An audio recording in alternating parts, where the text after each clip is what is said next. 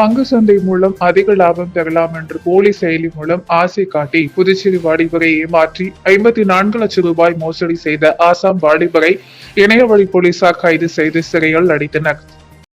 புதுச்சேரியை சேர்ந்தவர் ராஜகுமாரன். இவர் பேஸ்புக்கில் பங்கு சந்தை விளம்பரம் ஒன்றை பார்த்து அதிலிருந்து லிங்கை கிளிக் செய்து வாட்ஸ்அப் குரூப்பில் சேர்ந்துள்ளார். இதையடுத்து ராஜகுமாரனை மஞ்சு பக்ஷா என்பவர் வாட்ஸ்அப் கால் மூலம் தொடர்பு கொண்ட டெலிகிராம் குரூப்பில் சேர்ந்து பங்கு சந்தை பற்றிய விவரங்களை அறிமுகப்படுத்தி 83% லாபம் பெற்று தருகிறோம் என்று கூறியுள்ளார். மேலும் SPIS என்ற ஆப் லிங்கையும் அனுப்பி பதிவிறக்கம் செய்யுமாறு தெரிவித்துள்ளார். அதனை உண்மை என நம்பிய ராஜகுமாரன் ரூபாய் 54,42,500 ரூபாய் பணத்தை முதலீடு செய்துள்ளார். இதையடுத்து அவர் பதிவிறக்கம் செய்த ஆப்பில் லாபம் சேர்ந்து ரூபாய் 96,03,669 இருப்பதாக காட்டியுள்ளது.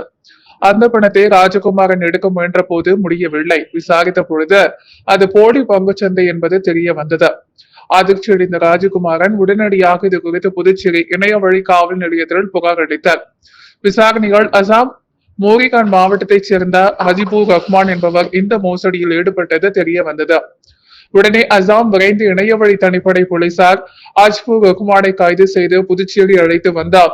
நடத்திய விசாரணைகள் இவர் மீது 30க்கும் மேற்பட்ட மோசடி புகார்கள் இருப்பதும் அவரது சகோதரர் வங்கி கணக்கில் 2,50,00,000 ரூபாய் பணம் பரிவர்த்தனை நடந்திருப்பதும் தெரிய வந்தது. அவரிடமிருந்து ஒரு சிம் கார்டு, 3 செல்போன்கள், வைஃபை இன்டர்நெட், 2 லேப்டாப், ரூபாய் 2 லட்சம் பணம் ஆகியவற்றை பறிமுதல் செய்தனர். பின்னர் அவரை புதுச்சேரி நீதிமன்றத்தில் ஆஜர்படுத்தி போலீசார் காலாப்பட்டு மத்திய சிறையில் அடைத்தனர். இந்த வழக்கில் தொடர்புடைய மேலும் 3 பேரை தேடி வருகின்றனர். புதுச்சேரியில் பக்ரீத் திருநாளை முன்னிட்டு கடற்கரை காந்தி திடலில் நடைபெற்ற சிறப்பு தொழுகைகள் 1000க்கும் மேற்பட்ட இஸ்லாமியர்கள் கலந்து கொண்டனர். இஸ்லாமியர்களின் தியாக திருநாளாக பக்ரீத் பண்டிகை உலகம் முழுவதும் கடைபிடிக்கப்படுகிறது.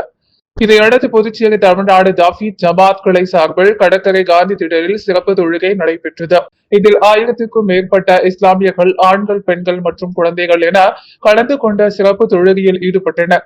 பின்னர் ஒருவரைக்கொருவர் ஆற தழுவி பக்ரீத் திருநாள் வாழ்த்துக்களை கூறி அன்பை பரிமாற்றிக் கொண்டனர். உலகில் உள்ள அனைத்து தரப்பு மக்களும் சகிப்பு தன்மையோடு விட்டுக் கொடுக்கும் மனப்பான்மையோடு சகோதரத்துவத்தோடு நீண்ட அன்பை பெற்று வாழ வேண்டும் என்று அவர்கள் வலியுறுத்தினர். பணியிட மாறுதல் கொள்கை விரைவில் வெளியிடப்படும். ஆசிரியர் சங்கங்கள் கருத்து கேட்பு கூட்டத்தில் அமைச்சர் நமச்சிவாயம் உறுதி. புதுச்சேரி பள்ளி கல்வித்துறை மூலம் வரைவு ஆசிரியர் பணியிட மாறுதல் கொள்கை வெளியிடப்பட்டு ஆட்சேபனைகள் மற்றும் கருத்துகள் பெறப்பட்டது. இதனைத் தொடர்ந்து புதுச்சேரி பள்ளி கல்வித்துறை வளாகத்தில் ஆசிரியர் பணியிட மாறுதல் கொள்கையை இறுதி செய்வதற்காக ஆசிரியர் சங்கங்களிடம் கருத்து கேட்கும் கூட்டம் நேற்று நடந்தது. கல்வி அமைச்சர் நமச்சிவாயம் தலைமை தாங்கினார். கல்வித்துறை செயலரும் பள்ளி கல்வித்துறை இயக்குநருமான பிரியதர்ஷினி முன்னிலை வகித்தார். இதில் ஆசிரியர் சங்கங்களின் நிர்வாகிகள் கலந்து கொண்டு பணியிட மாறுதல் கொள்கையில் மேற்கொள்ள வேண்டிய சில திருத்தங்கள் குறித்து கருத்து தெரிவித்தனர். இதனை அமைச்சர் நமச்சிவாயம் கேட்டறிந்த பிறகு ஆசிரியர் சங்கங்கள் தெரிவித்த கருத்துக்களின் அடிப்படையில் விரைவில் பணியிட மாறுதல் கொள்கை வெளியிடப்படும் என்று தெரிவித்தார். இதனை ஆசிரியர் சங்கங்களின் நிர்வாகிகளும் ஏற்றுக்கொண்டனர். மேலும் அமைச்சரும் ஆசிரியர்கள் மகிழ்ச்சியுடன் நன்றி தெரிவித்துக் கொண்ட நினைவு பரிசாக புத்தகங்கள் வழங்கினர். புதுச்சேரி உழவர் சந்தையின் மையப்பகுதியில் வைக்கப்பட்டுள்ள குப்பை தொட்டியிலிருந்து ஏற்படும் துர்நாற்றத்தால் வியாபாரிகள் உடல்நலம் பாதிக்கின்றன. எனவே குப்பை தொட்டியை உடனடியாக அகற்ற வேண்டும் என வியாபாரிகள் கோரிக்கை விடுத்தனர். புதுச்சேரி பழைய பேருந்து நிலையத்திலிருந்து உழவர் சந்தை இயங்கி வருகிறது. இந்த உழவர் சந்தைகள் புதுச்சேரியில் உள்ள கிராமப்புறங்களை சேர்ந்த வியாபாரிகள் தங்கள் விளைவிக்கும் காய்கறிகள், கீரைகள், பழங்கள், தேங்காய், வாழைப்பழம் மற்றும் வாழை இலை உள்ளிட்ட பல்வேறு பொருட்களை வைத்து வியாபாரம் செய்து வருகின்றனர். அதிகாலை 4 மணிக்கு தொடங்கும் இந்த சந்தைகள் புதுச்சேரியில் உள்ள வியாபாரிகள் காலை முதலே கீரை, பழங்கள், காய்கறிகள் உள்ளிட்ட பல்வேறு பொருட்களை வாங்கி செல்கின்றனர். மேலும் அந்த பகுதியில் ஜூஸ் கடைகளில் இருந்து வெளியேற்றப்படும் கழிவுகள், அழுகி போன காய்கறிகள், பழங்களை உழவர் சந்தையின் மையப்பகுதியில் உள்ள குப்பை தொட்டியில் கொட்டுவதால் கடுமையான துர்நாற்றம் ஏற்பட்ட வியாபாரிகள் உடல்நலம் பாதிக்கப்படுகின்றனர். சேரும் சகதியுமாக உள்ள குப்பை தொட்டியிலிருந்து கழிவுநீர் வெளியேறுவதால் கடுமையான துர்நாற்றம் வீசுகிறது. இதனால் உழவர் சந்தைக்கு வரும் பொதுமக்களும் காய்கறி வாங்க முடியாமல் கடுமையான அவதிக்கு ஆளாகி வருகின்றனர். எனவே வியாபாரிகளுக்கும் பொதுமக்களுக்கும் இடையூறாக இருக்கும் குப்பை தொட்டியினை உடனடியாக அகற்ற வேண்டும் என வியாபாரிகள் கோரிக்கை விடுத்துள்ளனர். மணக்குள விநாயகர் பொறியியல் கல்லூரி மெட்ராஸ் IEEE அமைப்பு சார்பில் பொறியியல் பயன்பாடுகளில் வளர்ந்து வரும் தொழில்நுட்பங்கள் குறித்த முதல் சர்வதேச கருத்தரங்கம் நடைபெற்றது. புதுச்சேரி மதகடிப்பட்டில் உள்ள மணக்குள விநாயகர் பொறியியல் கல்லூரி மெட்ராஸ் IEEE அமைப்பு சார்பில் நடைபெற்ற பொறியியல் பயன்பாடுகளில் வளர்ந்து வரும் தொழில்நுட்பங்கள் குறித்த முதல் சர்வதேச கருத்தரங்கம் துவக்க நிகழ்ச்சியில் தாய்லாந்து பாங்காய் கிங் மோங்குடியின் தொழில்நுட்ப பல்கலைக்கழக இணை பேராசிரியர் வித்வ சித்தாகுல சிறப்பு விருந்தினராக கலந்து கொண்டார். கல்லூரி இயக்குநர் வெங்கடாச்சலபதி வரவேற்றார். புதுச்சேரி பல்கலைக்கழக மின்னணுவியல் துறை பேராசிரியர் நாகராஜன் நோக்க உரையாற்றினார். மணக்குள விநாயகர் கல்வி குழும தலைவர் தனசேகரன் கல்வி நிறுவனங்கள் ஆராய்ச்சிக்கு முன்னுரிமை கொடுக்க வேண்டும், ஆராய்ச்சியாளர்கள் ஒன்றிணைந்து புதுமையான யோசனைகளை முன்வைக்க வேண்டும் என வலியுறுத்தினார். பொருளாளர் ராஜராஜன் AI தொழில்நுட்பம் ஸ்மார்ட் தீர்வுகள் குறித்து பேசினார். செயலாளர் நாராயணசாமி கேசவன், இணை செயலாளர் வேலாயுதம் வாழ்த்து பேசினார். உப்பளம் தொகுதி திமுக சட்டமன்ற உறுப்பினர் அனிபால் கென்னடியின் பிறந்த நாளை முன்னிட்டு பல்வேறு நலத்திட்ட உதவிகள் வழங்கப்பட்டது. புதுச்சேரி உப்பளம் தொகுதி திமுக சட்டமன்ற உறுப்பினர் அனிபால் கென்னடியிடம் பிறந்தநாள் விழா இன்று பல்வேறு நலத்திட்ட உதவிகள் வழங்கி விமர்சையாக கொண்டாடப்பட்டது. இதனை முன்னிட்டு சவரிராயலு வீதியில் உள்ள அவரது இல்லத்தில் நடைபெற்ற விழாவில் திமுக அமைப்பாளரும் எதிர்கட்சி தலைவருமான சிவா கலந்து கொண்ட சட்டமன்ற உறுப்பினர் அனிபால் கென்னடிக்கு பொன்னாடை போற்றி நினைவு பரிசை வழங்கி வாழ்த்துக்களை தெரிவித்தார். அப்போது திமுக நிர்வாகிகள் பலர் உடனிருந்தனர். தொடர்ந்து ஏழை எளிய மக்களுக்கு தையல் மெஷின், புடவை உள்ளிட்ட பல்வேறு நலத்திட்ட உதவிகளை வழங்கினார். புதுச்சேரியில் நடைபெற்ற அனைத்து இந்திய ஜனநாயக மாதர் சங்கங்களின் 16வது மாநில மாநாட்டில் ஏராளமான மாதர் சங்க நிர்வாகிகள், பொதுமக்கள் என அனைவரும் திரளாக கலந்து கொண்டனர். அனைத்து இந்திய ஜனநாயக மாதர் சங்கத்தின் 16வது புதுச்சேரி மாநில மாநாடு தனியார் திருமண மண்டபத்தில் நடைபெற்றது. இதில் சிறப்பு அழைப்பாளராக கலந்து கொண்ட அனைத்து இந்திய ஜனநாயக மாதர் சங்க அகில இந்திய துணைத் தலைவர் சுதா சுந்தரராஜன் மாதர் சங்கத்திற்கான கொடி ஏற்றி வைத்து சிறப்புரையாற்றினார். மாநாட்டுக்கு மாநில தலைவர் முனியம்மாள், உழவர்கரை கமிட்டி தலைவர் அன்பரசி, ஜூலியட், நகர கமிட்டி தலைவர் லலிதாம்பிகை ஆகியோர் தலைமை தாங்க மாநில துணை அமைப்பாளர் உமா சாந்தி அஞ்சலி தீர்மானம் வாசித்தார். தொடர்ந்து மாநில குழு உறுப்பினர் ஜானகி வரவேற்றார். அனைத்து இந்திய ஜனநாயக மாதர் சங்கம் அகில இந்திய பொதுச் செயலாளர் மரியம் தாழ்லி மாநாட்டு துவக்க உரை நிகழ்த்தினார். இந்த மாநாட்டில் மாநில பொதுச் செயலாளர் இளவரசி செயல் அறிக்கை வாசிக்கார். மாநில பொருளாளர் மாரிமுத்து வரவு செலவு அறிக்கை தாக்கல் செய்தார். இதற்கு முன்னதாக சகோதரி தெய்வானை நினைவு ஜோதி பயணம் வில்லியனூர் கமிட்டி சார்பில் நடைபெற்றது. இதற்கு தலைமை மங்களலட்சுமி தலைமை தாங்க சத்யா ஜோதி பயணத்தை தொடங்கி வைத்தார். மாநாட்டில் மாதர் சங்க நிர்வாகிகள், பொதுமக்கள் என அனைத்து தரப்பு பெண்களும் கலந்து கொண்டனர். உருளையன்பட்டியில் அம்மிக்கல்லால் நாயை அடித்து கொல்ல முயற்சி செய்த சம்பவம் பரபரப்பை ஏற்படுத்தியுள்ளது. புதுச்சேரி உருளையன்பட்டி ராஜீவ்காந்தி நகரில் இரவில் அடையாளம் தெரியாத நபர்கள் அங்கிருந்த நாய் ஒன்றை அம்மிக்கல்லால் தாக்கினர். நாயின் அலறல் சத்தம் கேட்டு மக்கள் வாய்ஸ் ஃபார் வாய்ஸ்லெஸ் விலங்கு நல அமைப்பு தலைவர் அசோக் ராஜ் மற்றும் நிர்வாகிகள் உயிருக்கு போராடி நாயை மீட்ட ராஜீவ்காந்தி கால்நடை மருத்துவமனையில் முதலுதவி சிகிச்சை அளித்தனர். இச்சம்பவம் குறித்து உருளையன்பேட்டை காவல் நிலையத்தில் புகார் அளிக்கப்பட்டது. புதுச்சேரி நாட்டிய சாஸ்திராலய இசை மற்றும் நடன பள்ளியின் சார்பில் 6வது பரதநாட்டிய அரங்கேற்ற விழா கம்பன் கலை அரங்கில் நடைபெற்றது. இதில் முதலமைச்சர் ரங்கசாமி சிறப்பு விருந்தினராக கலந்து கொண்டு மாணவிகளுக்கு சான்றிதழ் வழங்கி பாராட்டினார். புதுச்சேரி நாட்டிய சாஸ்திராலயா இசை மற்றும் நடன பள்ளியின் ஆசிரியர்கள் குரு உமா ரமேஷ் மற்றும் குரு மாதவி ஜெயபிரகாஷ் நடத்தும் 6வது அரங்கேற்ற விழா கம்பன் கலையரங்கில் நடைபெற்றது. விழாவில் சிறப்பு விருந்தினராக புதுச்சேரி தலைமை ரங்கசாமி கலந்து கொண்டு அரங்கேற்றத்தில் நடனமாடிய 9 மாணவிகளை பாராட்டி சான்றிதழ் வழங்கினார். இவ்விழாவில் கலைமாமணி ஜெயஸ்ரீ நாராயணன், கலைமாமணி விசித்ரா பாலிகண்டி, குரு எஸ்தர் பிரதீபா மற்றும் வழக்கறிஞர் ராம் முனுசாமி ஆகியோர் கலந்து கொண்டு குத்து விளக்கு ஏற்றி விழாவை துவக்கி வைத்தனர். மேலும் இசை மற்றும் பரதநாட்டியம் பாரம்பரியம் மாறாமல் பரதநாட்டியத்திற்குண்டான முழு மார்க்கத்தையும் வழங்கிய 9 மாணவிகளின் அரங்கேற்றத்தை கண்டுகளித்த சிறப்பு விருந்தினர்கள் மற்றும் பார்வையாளர்கள் அனைவரையும் வெகுவாக கவர்ந்தது. 6க்கும் மேற்பட்ட மாநிலங்கள் சாதிவாரி கணக்கெடுப்பை நடத்தி முடித்துள்ள நிலைகள் தமிழகத்தில் மட்டும் ஏன் நடத்த முடியவில்லை என புதிய நீதி கட்சி பொறுப்பாளர் கூபா பழனியப்பன் கேள்வி எழுப்பியுள்ளார். புதுச்சேரியில் புதிய நீதி கட்சி தலைவராக இருந்த பொன்னுரங்கம் மறைவிற்கு பிறகு புதுச்சேரி புதிய நீதி கட்சிக்கு மாநில அமைப்பாளர் உள்ளிட்ட பல்வேறு பொறுப்புகளுக்கு நிர்வாகிகள் நியமிக்கப்பட்டுள்ளனர்.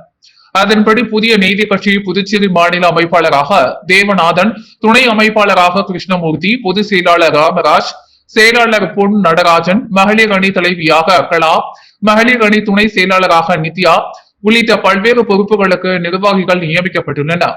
புதிய நிர்வாகிகளின் அறிமுக கூட்டம் புதுச்சேரியில் இன்று நடைபெற்றது. இதில் கலந்து கொண்ட புதிய நீதி கட்சி பொறுப்பாளர் முன்னாள் சட்டமன்ற உறுப்பினர் பழனியப்பன் நிர்வாகிகள் அறிமுகம் செய்து வைத்தார். தொடர்ந்து செய்தியாளர்களை சந்தித்த அவர், சாதி வாரியாக கணக்கெடுப்பு என்பது இந்திய துணை கண்டத்தில் மிக முக்கியமாக கருதப்படுகிறது, அத்தியாவசியமானதும் கூட என்று கூறினார். பீகார், ஆந்திரா, தெலுங்கானா, கர்நாடகா, சத்தீஸ்கர், ஒரிசா, ராஜஸ்தான் போன்ற மாநில அரசுகள் சாதிவாரி கணக்கெடுப்பு நடத்தி முடித்துள்ளது. ஏன் தமிழக அரசு மட்டும் சாதிவாரி கணக்கெடுப்பை நடத்த முடியவில்லை என்பதுதான் கேள்வியாக உள்ளது என்றார். தொடர்ந்து புதிய நீதி கட்சி சாதிவாரி கணக்கெடுப்பு நடத்த வேண்டும் என்று வலியுறுத்தி வந்ததாகவும் தற்போது அந்த கோரிக்கையை நிறைவேற்றியுள்ளதாகவும் அவர் குறிப்பிட்டார். 2025 நாடு முழுவதும் சாதிவாரி கணக்கெடுப்பு நடத்த வேண்டிய அவசியம் வந்திருப்பதாகவும் பள்ளி படிப்பு மற்றும் வேலை வாய்ப்புகளில் சாதி குறிப்பிடுவது தங்களின் உரிமையை கேட்டு போராடுவதற்காகத்தான் என்று குறிப்பிட்ட அவர், நாட்டில் உள்ள மக்கள் உயர்வு தாழ்வு நீங்கி சமநிலை பெற வேண்டும், யாரும் யாருக்காகவும் அடிமை அல்ல, யாரும் வறுமை கோட்டுக்கு கீழே இல்லை என்ற நிலை உருவாக்க வேண்டும் என்றார்.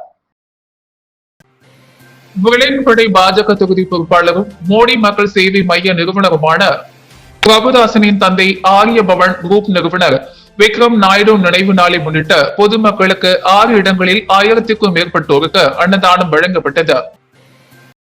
விளையாட்டுப்படை சட்டமன்ற தொகுதி பாஜக பொறுப்பாளர் மற்றும் மோடி மக்கள் சேவை இயக்க நிறுவனர் பிரபுதாசின் தந்தை ஆரிய பவன் குரூப் நிறுவனர் விக்ரம் நாயுடு நினைவு நாளை முன்னிட்டு 1000க்கும் மேற்பட்டோருக்கு தொகுதி முழுவதும் 5 வார்டுகளிலும் அண்ணா சாலை, காமராஜர் சாலை 6 பகுதியாக பிரித்து ஏழை எளிய மக்களுக்கு அன்னதானம் வழங்கப்பட்டது.